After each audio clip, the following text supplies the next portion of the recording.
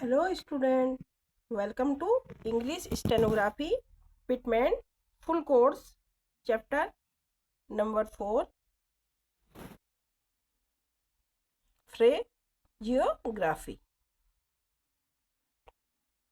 Phraseography according to their pronunciation.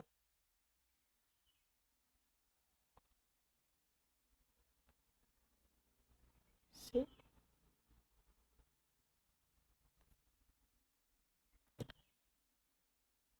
Student chapter number 1 से chapter number 5 तक का मैंने आपको रिवीजन कराया है। 2 वीडियो डाले थे, तो शायद आप वो सब क्लियर कर चुके होंगे। प्रैक्टिस भी आपकी हो गई होगी। अब उसकी समरी बनाई थी 1st चैप्टर से 5 चैप्टर तक, ताकि आपका रिवीजन हो जाए। उसमें वो होमवर्क भी दिया आपको, वो भी कंप्लीट हो गया होगा। अब नेक्स्ट चैप्टर में आते हैं, चैप्टर नंबर 6 फ्रेजोग्राफी। तो इसमें है फ्रेजोग्राफी is the writing of 2 or more words together, 2 or more words together without lifting the pen. 2 or more word together, एक साथ 2 या 2 से अधिक शब्द होते हैं और बिना लिफ्ट पेन को उठाए हुए, पेंसिल को उठाए हुए जो शब्द लिखे जाते हैं, वाक्य लिखे जाते हैं, उन्हें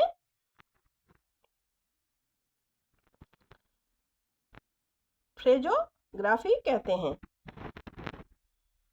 इसलिए इस चैप्टर में मैं चाहती हूँ कि आपकी नींव मजबूत हो, ताकि आप आगे प्रॉब्लम ना आए। ये चैप्टर नंबर 1 से 5 तक का आपका रिवीजन हो गया है।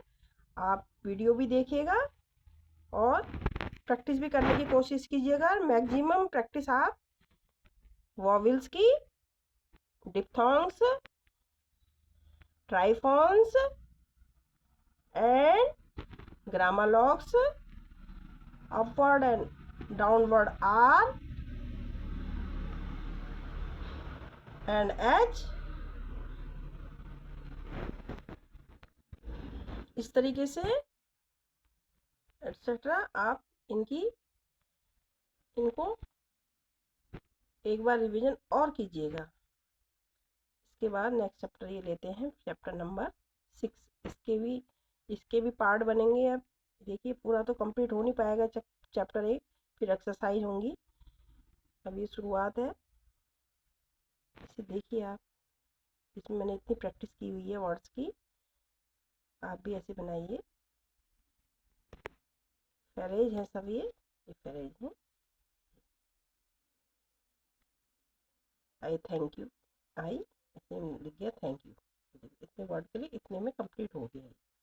ये राइटिंग स्पीड को भी बढ़ाता है और इंक्रीज करता है। ये पिटमैन शॉर्टहैंड का एडवांस पार्ट है। मैंने इसको कैपिटल में इससे लिखा है ताकि आप इसको समझ पाए। वेरी इंपॉर्टेंट पार्ट है ये। क्या है ज्योग्राफी?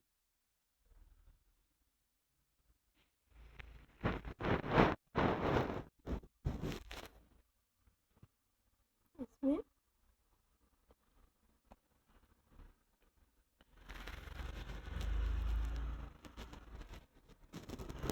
अब इसमें व्हेन जॉइन द के और एम, के और एम जब इसमें ज्वाइन किया जाता है, मैंने शायद यहाँ इसमें लिखा भी होगा, के और एम, किसी के साथ के और एम ज्वाइन किया जाता है तो उसके साइन डिफरेंट हो जाते हैं। I can, I am, I will, इस तरीके से। ये I can, I will, I there, ये I will.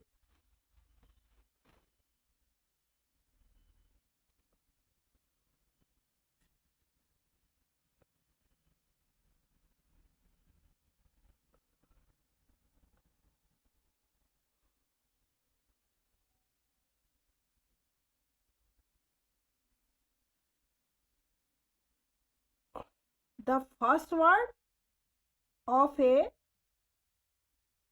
phraseogram must occupy the position of in which it would be written if it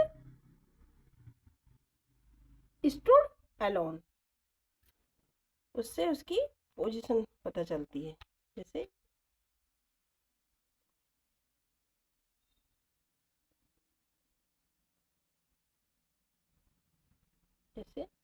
you can think, इस तरीके से जो word है.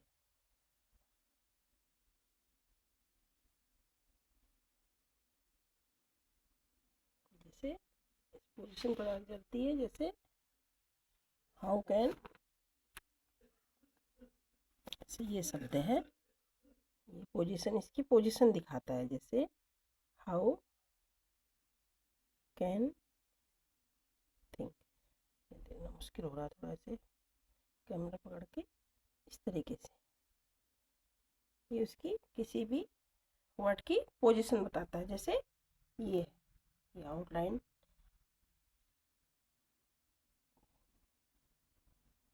इससे आपको पता चल गया कि कौन से प्लेस की पोजीशन है. ऐसे ही आप नेक्स्ट भी कुछ वर्ड है उनकी प्रैक्टिस भी कीजिए. आई हैव है, आई हैव कॉमेंट्स, इस तरीके से भी वर्ड है. आई हैव, जैसे I have, I I I have, नहीं इसको करेंगे आई हैव, आई, ऐसे आई हैव, ऐसे आई हैव, ऐसे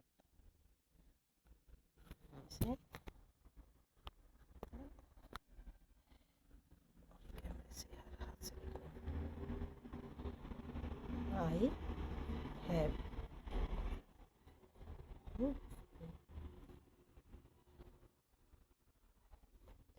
ऐसे आप प्रैक्टिस कीजिए इसकी.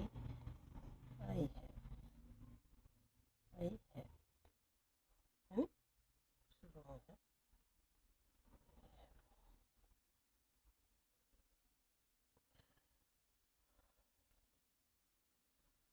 इसी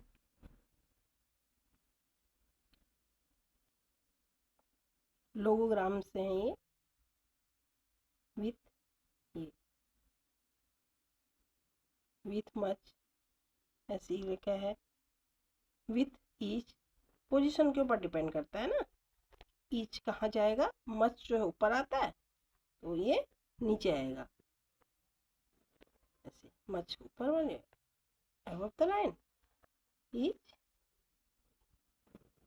मैंने आपको उसमें बताया था, पिछले चैप्टर में इसके बारे में भी समझाया है.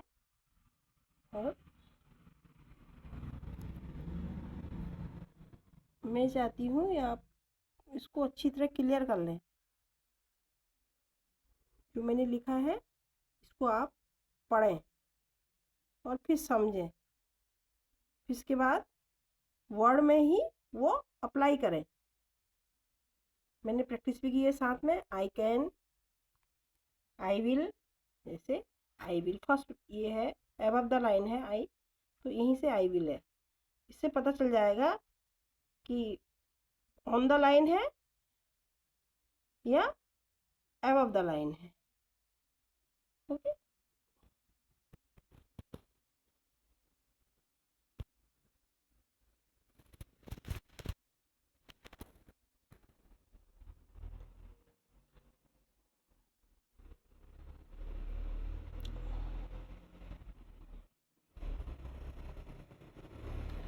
इसमें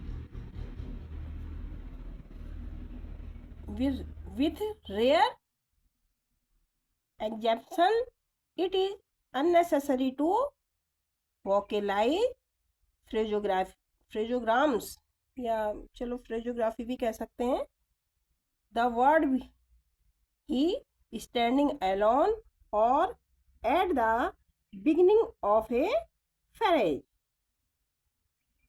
जैसे बिगिनिंग ऑफ द फ्रेज, ये फ्रेज की बिगिनिंग में जो वर्ड है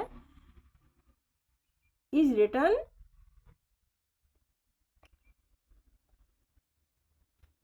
ये ऐसे लिखा जाता है। दिखा देती हूँ आपको, ये है जैसे ऐसे लिखा जाता है।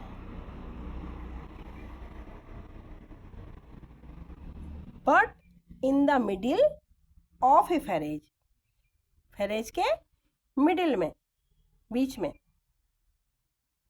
The word is represented by the logogram. जैसे इसमें हम ले लेंगे ऐसे ही में, ही में, ही में, ही में, ही में।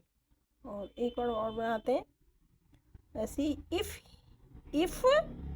ही में, इफ ही में, इफ ही में अक्रॉस द लाइन में, ऐसे नहीं लिखने। इफ ही में, इफ, अब ही कैसे जोड़ेंगे, इफ ही, ये पेंसिल हमारी, इफ ही में, इफ ही में, सही है नहीं, इफ ही में, है नहीं, क्रॉस कर दिया मैंने। इफ क्रॉस द लाइन है ही में, ठीक है, इफ ही में, इस तरीके से।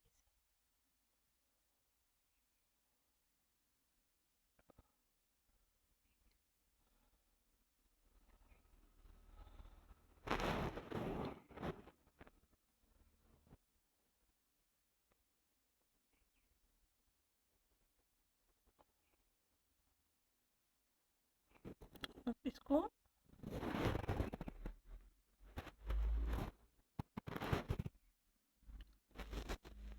स्टूडेंट आप भी पेंसिल का प्रयोग कीजिएगा और नोटबुक का, शॉर्ट हैंड की, क्योंकि पेन से ये पॉसिबल नहीं है।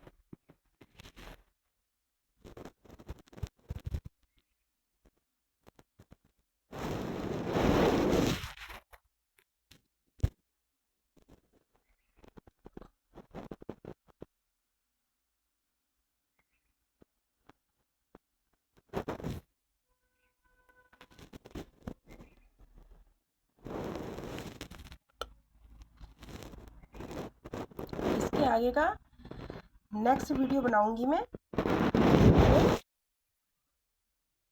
आपको नेक्स्ट डे मिलेगा, जिसमें मैं डाउनवर्ड के अपवर्ड के बारे में बताऊंगी और इससे फ्रेजोग्राफी में जो और वर्ड है उनके बारे में भी आपको समझाऊंगी, जिससे आगे नेक्स्ट एक्सरसाइजों में आपकी स्पीड इंक्रीज होगी। लेकिन आपको पहले पिछला प्रैक्टिस करना है, तब आगे बढ़ेंगे।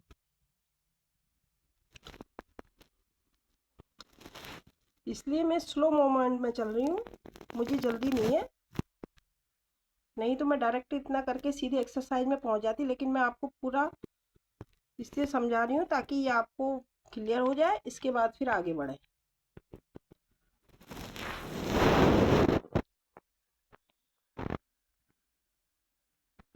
इन सब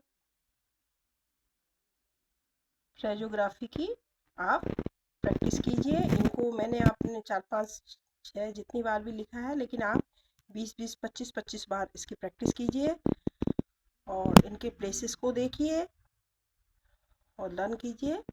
फिर मिलते हैं नेक्स्ट वीडियो में। तब तक के लिए आप चैनल को सब्सक्राइब कीजिए, लाइक कीजिए और शेयर भी कीजिए, ताकि और स्टूडेंट भी इसका लाभ ले सकें।